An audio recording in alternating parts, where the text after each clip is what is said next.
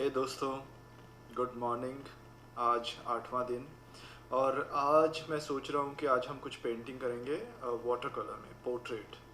और मैंने ये भी डिसाइड किया है कि आज से मैं हर रोज़ एक आर्ट वर्क क्रिएट करूँगा, चाहे वो कुछ भी हो, चाहे वो स्केचिंग हो, चाहे वो स्कल्पचर हो, म्यूरल हो, पेंटिंग हो, कुछ भी, छोटे से छोटा या बड़े से बड़ा। तो आज से ये हमारा चैलेंज शुरू कि हर रोज़ एक आर्ट वर्क क्रिएट करना है। तो चलते हैं, आज हम करते हैं एक पोर्ट्रेट वाटर कलर में paint. So let's start with the drawing. ठीक है, ड्राइंग में मैं यूज़ कर रहा हूँ पेंसिल जो कि स्टेडलर की है, वाटर सोल्यूबल। तो ये अगर इसके ऊपर हम वाटर कलर करें तो ये पानी में घुल जाती है। और ड्राइंग के बारे में अगर मैं बात करूँ तो ड्राइंग पेंटिंग में बहुत ज़रूरी है। इसे ऐसा भी कहा जाता है कि अगर आपकी ड्राइंग अच्छी नहीं है तो ये ऐसा है कि आप एक रेत के ऊपर आप एक महल बना रहे हैं जो कि कभी भी गिर सकता है। तो ड्राइंग हमारा बेसिक है। तो फेस की ड्राइंग मैं ज़्यादा प्रोसेस नहीं दिखाऊंगा। अभी हम पानी लगाते हैं और पेंटिंग की तरफ बढ़ते हैं। तो वाटर कलर का पेपर जो होता है वो काफ़ी मोटा होता है, तो उसमें पानी आप ज़्यादा लगा सकते हो जिससे कि पानी घुल जाता है और पेपर भी उसको सोख लेता है और वो फटता नहीं है पेपर। तो पहले मैं पूरी पेंटिंग को थोड़ा गीला करूँगा जहाँ पे मैं बैकग्राउंड के कलर लगाना चाहता हूँ, और इसको मैं सिर्फ एक कलर में बनाऊँगा, मोनोक्रोम। मैं अभी यहाँ पर चूज़ कर रहा हूँ payne's grey colour. Payne's grey colour से अभी हम इसकी बैकग्राउंड को करते हैं थोड़ा। और इसमें वाटर कलर में ऐसा होता है कि हमें लाइट टू डार्क जाना होता है, क्योंकि अभी मैं सिर्फ पहले बैकग्राउंड कर रहा हूँ तो मैं बैकग्राउंड को एक थोड़ा डार्क कलर रखना चाहता हूँ, क्योंकि हमारी जो पेंटिंग आगे आएगी वो थोड़ी ब्राइट है। क्योंकि वो पेंटिंग ऐसा है कि जैसे धूप, उसमें सनलाइट डायरेक्ट पड़ रही है, तो उसकी वजह से वो निकल के आएगी। इसलिए मैं पहले बैकग्राउंड को थोड़ा डार्क रख रहा हूँ। और इसमें डरने की भी बिल्कुल कोई ज़रूरत नहीं है। कोई भी आर्ट वर्क आप क्रिएट करते हैं तो उसमें आपको डर थोड़ा सा निकालना पड़ेगा।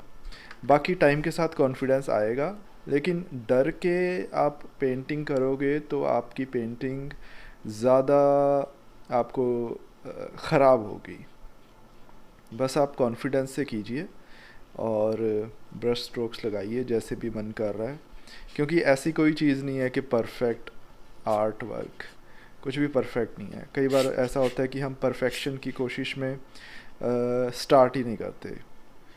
तो जस्ट स्टार्ट पेंटिंग। अब मैं फेस में कलर करूँगा, बिल्कुल लाइट कलर से शुरू कर रहा हूँ मैं। और क्या होता है कि जहाँ पे भी शेडोज़ हैं, जैसे शेडोज़ ज़्यादातर डार्क ही होती हैं बाकी एरिया से, हाईलाइट से और मिड टोन से। तो मैं शेडो एरिया को पहले पूरा एक ही कलर में कर रहा हूँ, पूरा थोड़ा सा हल्का सा लाइट कलर। फिर उससे मैं धीरे धीरे धीरे धीरे डार्क की तरफ जाऊँगा। अब अगर सनलाइट बिल्कुल सिर के ऊपर से पड़ रही है तो साइड, क्योंकि फेस हमारा ओवल शेप में है, तो हमारे फेस की राउंडनेस दिखाने के लिए जो शेडो है वो आसपास पड़ेगी। फिर उसके बाद बालों की थोड़ी परछाइयाँ, बालों की शेडोज़। और बाल बनाने में भी बहुत बार ऐसा होता है कि लोग बहुत डरते हैं या उनको लगता है कि बाल बनाना सबसे मुश्किल है। एक्चुअल में सबसे मुश्किल हमें चीज़ें तब लगती हैं जब, स्पेशली ह्यूमन बॉडी और फेस में, जब हम चीज़ों को ऑर्गेनिकली देखते हैं। जब हम फेस को फेस की तरह देखते हैं, आँख देखते हैं, नाक देखते हैं, कान देखते हैं, तो हमें वो मुश्किल लगता है। तो हमें क्या करना होता है कि जस्ट फेस को आप बिल्कुल ज्योमेट्रिकल शेप्स में डिवाइड कर दो, ज्योमेट्रिकल शेप, उसको सिंप्लीफाई कर दो। और सिंप्लीफाई करके फिर उसको धीरे धीरे आप ऑर्गेनिक उसमें लेके आओ। उससे क्या होगा, उससे आप आसानी से कर पाओगे, क्योंकि आपके पास बेस एक थोड़ा सिंपल बेस होगा ज्योमेट्रिकल फॉर्म्स में। अब मैं शेडोज़ को थोड़ा और एक टोन और डार्क कर रहा हूँ। जैसे आईज़ के ऊपर, जो आईज़ हैं हमारी, उनके आई बॉल के ऊपर जहाँ आई ब्रो होता है वहाँ पे हमारी बोन बाहर निकली होती है, तो वहाँ पे अगर हम ऊपर से शेडो लाइट आएगी तो उस एरिया में हमारी शेडो डार्क रहेगी, आँखों के नीचे डार्क रहेगी। और अभी मैं आँखों को और ज़्यादा डार्क कर रहा हूँ, एक टोन और डार्क, क्योंकि आई जो हमारी आँख है, क्योंकि आई लैशेज़ होते हैं तो वो डार्क रहते हैं, तो मैं उसको डार्क कर रहा हूँ। फिर उसके बाद नॉस्ट्रिल्स भी काफ़ी डार्क रहते हैं। फिर उसके बाद हम जो माउथ का एरिया है, माउथ में भी मैं थोड़ा डार्क करूँगा, क्योंकि उसके माउथ में एक डेप्थ है, अंदर लाइट नहीं जा रही है, तो उसकी वजह से वहाँ पे डार्कनेस रहेगी। तो कोई भी ऐसा एरिया है जहाँ पे लाइट नहीं जा रही है तो नेचुरली वहाँ पे शेडो रहेगी और शेडो डार्क रहेगी। और एक चीज़ और ध्यान रखिएगा, हालांकि अभी तो हम इसको मोनोटोन में कर रहे हैं, पर अगर कलर की भी बात करें तो शेडो जो होती है वो हमेशा कूल होती है, ठंडी होती है, और जो हाईलाइट होती है वो वार्म होती है। तो अभी फ़िलहाल तो मोनोटोन में हम कर रहे हैं, पर आप ये चीज़ याद रख सकते हैं, ध्यान में रख सकते हैं कि shadows are cool and highlights are warm. अब मैं फेस के अंदर ब्लैक कर रहा हूँ। अब अगर आप ध्यान से देखेंगे तो जैसे जैसे डार्कनेस की एक एक वैल्यू और ऐड होती रहेगी, वैसे वैसे जो पेंटिंग है उसमें डेप्थ बढ़ती रहेगी। वो डेप्थ को समझना बहुत ज़रूरी है कि डार्क है, लाइट है, तो उनकी वैल्यूज़ क्या हैं। वैल्यू का मतलब ये है कि अगर आपके पास सिंगल कलर है, अगर मैं ब्लू कलर में कर रहा हूँ, ग्रे कलर में कर रहा हूँ, तो ग्रे का भी वाइट से लेके बिल्कुल डार्क ग्रे तक, उसके बीच में जितनी भी शेड्स आएंगी उसको हम वैल्यू बोलते हैं। अब अगर आप इसको ध्यान से देखिए तो फेस में बहुत सारी वैल्यूज़ हैं, कहीं पर लाइट है, कहीं पे डार्क है, कहीं पे लाइट और डार्क के बीच में है, कहीं पे और हल्का लाइट है, तो इसको हम वैल्यूज़ बोलते हैं। अगर आपको शुरू करना है, पेंटिंग शुरू करनी है, पेंटिंग को समझना है, तो आप वैल्यूज़ को स्टडी ज़रूर करिए, क्योंकि इससे आपको एक पेंटिंग में डेप्थ क्रिएट करना समझ में आएगा, पर्सपेक्टिव कैसे दिखाना है, कोई चीज़ दूर है, पास है। और ये चीज़ आप प्रैक्टिस करिए सिंगल कलर में, क्योंकि अगर आप सिंगल कलर में उस चीज़ को समझ सकते हैं, उस चीज़ को दिखा सकते हैं, तो धीरे धीरे जब आप मल्टी कलर में आएंगे तो उससे फिर आपको ज़्यादा आसानी रहेगी। अब बालों की भी अगर बात करें तो एक एक बाल बनाने की कोई ज़रूरत नहीं है। बालों को आप देखो एक शेप की तरह, एक पूरी शेप की तरह, उसका एक बंच ऑफ शेप्स, फिर आप उसको आसानी से बना सकोगे। सिर्फ आपको ध्यान रखना है लाइट का और शेडो का। जहाँ पर शेडोज़ हैं, जो एरिया फेस के ज़्यादा पास है, अगर हम बालों की बात करें तो वहाँ पे ज़्यादा डार्कनेस होगी। जो एरिया सन के सामने एक्सपोज है वहाँ पे लाइटनेस होगी। अब मैं बालों का जो डार्क पार्ट है उनको मैं पहले पेंट कर रहा हूँ डार्कनेस दिखाने के लिए, फिर उसके बाद मैं ऊपर लाइट दिखाऊंगा, सनलाइट दिखाऊंगा। और अगर मैं अपने ब्रश की भी बात करूं तो मैं इस पेंटिंग को मैंने ऑलमोस्ट दो या तीन ब्रशेस से बनाया। ये ब्रश प्रिंसटन का ब्रश है, simple water colour brush. Lips को भी बनाने में कई लोगों को ऐसा लगता है कि बहुत मुश्किल है, पर आपको वही सेम चीज़ मैं बोलूँगा कि अगर आप ऑर्गेनिकली उनको देखोगे तो आपको मुश्किल लगेगा। आपको उसको डिवाइड कर देना है ज्योमेट्रिकल फॉर्म्स में, और वैल्यूज़ को समझने की बहुत ज़रूरत है। कैसे एक ही कलर से आप मल्टीपल शेड्स क्रिएट कर सकते हो।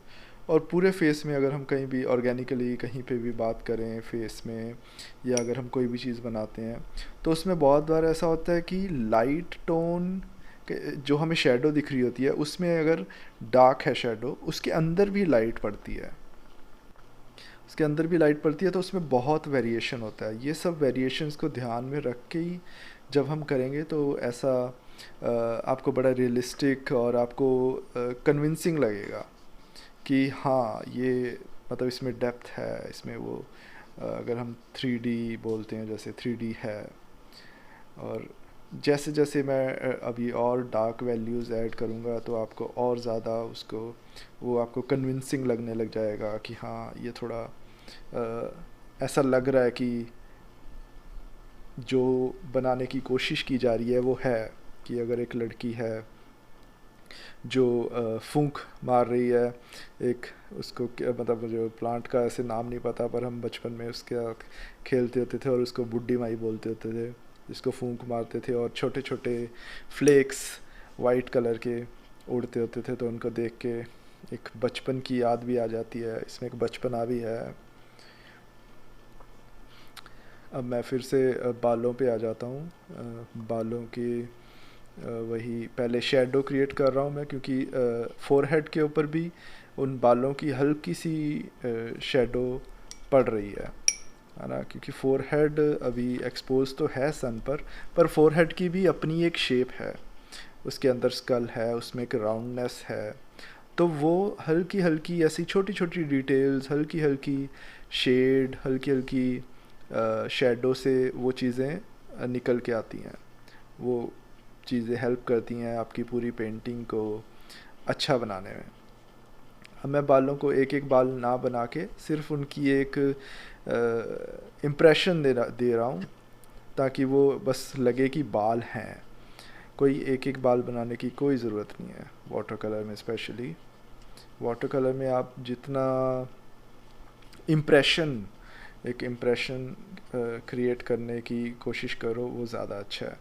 और एक लाइकनेस भी टर्म और वर्ड यूज़ होता है, लाइकनेस आर्ट में, पेंटिंग में, कि जो आप पेंटिंग बना रहे हैं, अगर वो किसी कैरेक्टर की बना रहे हैं, किसी की भी बना रहे हैं, उसकी चाहे फ़ोटो देख के बना रहे हैं या उसको सामने बिठा के बना रहे हैं, तो जैसा वो है, जैसा वो कैरेक्टर है, जैसे उसके फीचर्स हैं, वो सारी चीज़ें आपकी पेंटिंग में आ रही हैं क्या, कितना वो आपके जो रियल मॉडल है उसके कितना क्लोज है, उसको हम लाइकनेस बोल देते हैं, कि लुक अलाइक, लाइकनेस, है ना, कितना वो मिल रहा है।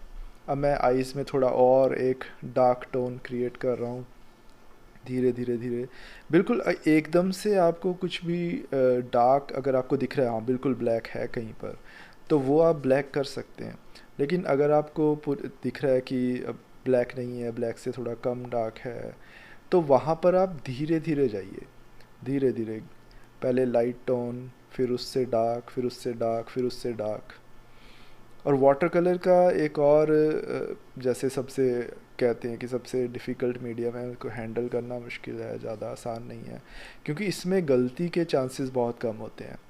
ऑयल कलर हो या एक्रिलिक कलर हो या पेस्टल्स हो, तो उसमें आप लेयर्स में एक दूसरे के ऊपर लगा सकते हैं, वो ओपेक कलर्स हैं, तो वो अगर आप ऊपर लगाओगे तो नीचे वाला अपने आप छुप जाएगा, आप अपनी गलतियों को छुपा सकते हो।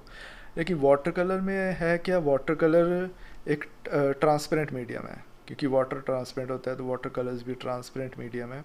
तो इसमें अगर आपने एक स्ट्रोक लगाया और उसके ऊपर दोबारा स्ट्रोक लगाया, तो आपको नीचे वाला स्ट्रोक भी दिखेगा और ऊपर वाला भी दिखेगा, वो ट्रांसपेरेंसी है इसमें। तो इसीलिए इसमें गलती के चांसेस कम होते हैं।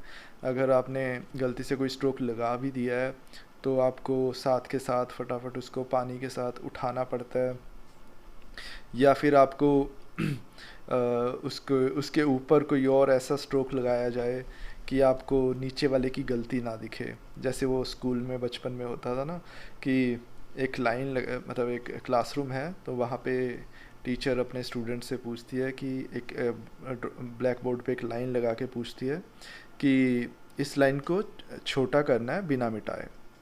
तो एक होशियार समझदार बच्चा आता है और उस लाइन के साथ एक और लाइन लगा देता है, उस लाइन से लंबी, अब वो नेचुरली छोटी हो गई।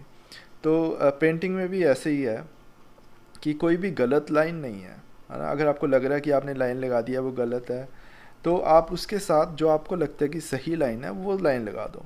तो हमारा जो ब्रेन है, हमारा माइंड है, वो इतना ट्रेन हो चुका है चीज़ों को देख देख के, कि वो अपने आप सही लाइन को देखता है, वो गलत लाइन को नहीं देखेगा। उसने अपने आप अपना एल्गोरिदम लगा के सिर्फ वही लाइन देखेगा जो सही है, और वो अपने आप उस इमेज को पूरा कर लेगा।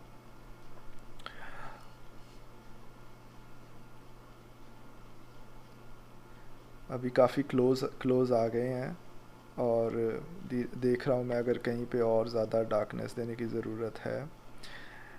वाटर कलर या पेंटिंग ऐसा भी है जैसे आप शतरंज खेल रहे हैं, मतलब लाइट और डार्क कंट्रास्ट, कि अगर आपने कोई चीज़ लाइट है, जैसे ये हमारा फ्लेक जो है, ये ऑलमोस्ट काफ़ी वाइट होता है इसका नेचुरली कलर भी, तो अगर मैंने उसको थोड़ा सा बाहर निकाल के लाना है तो वो ब्लैक उसके साइड्स में कर दूँ डार्क, तो फिर वो उससे बेटर हो जाएगा। अब मैं इसको बैकग्राउंड को और प्रोमिनेंट करने के लिए मैं एक फ्लैट ब्रश से इसके ऊपर स्ट्रोक्स लगा रहा हूँ, क्योंकि अभी पोर्ट्रेट ऑलमोस्ट हाँ कंप्लीट हो गया है। तो अभी मैं बैकग्राउंड को थोड़ा और स्ट्रोक्स लगा के थोड़े कॉन्फिडेंटली उसको मैं कंप्लीट कर रहा हूँ। अब यहाँ पे तो बिल्कुल डरने की ज़रूरत नहीं है। एक बार आपने पोर्ट्रेट बना दिया, आपके पास लाइकनेस आ गई, कैरेक्टर आ गया, फिर उसके बाद आप उस पर कुछ भी कर सकते हैं। वो कैरेक्टर जाना बहुत मुश्किल है अगर वो एक बार आ गया। तो अभी मैं कॉन्फिडेंटली पूरा स्ट्रोक्स लगा रहा हूँ फ्लैट ब्रश से जहाँ मुझे लग रहा है कि चाहिए। अब इसमें एक वो फ्यूजन भी आप देख सकते हैं कि ज्योमेट्रिक शेप्स और बीच में ऑर्गेनिक शेप, तो वो एक दूसरे को कॉम्प्लीमेंट करते हैं। पोर्ट्रेट बाहर निकल के आ रहा है, और ज़रूरी नहीं है कि आपको पूरे पोर्ट्रेट में पूरी डिटेल देनी है, आपका कंसंट्रेशन होना चाहिए बिल्कुल फेस पर। So this is done, this is the final image water colour. I hope कि आपको ये पसंद आया हो सारा प्रोसेस। बाकी डिटेल में हम आगे आगे और प्रोसेसेस को एक्सप्लोर करते रहेंगे। थैंक यू फॉर वॉचिंग, और फिर मिलते हैं कल नए व्लॉग के साथ, नए आर्टवर्क के साथ। Good night, take care, bye.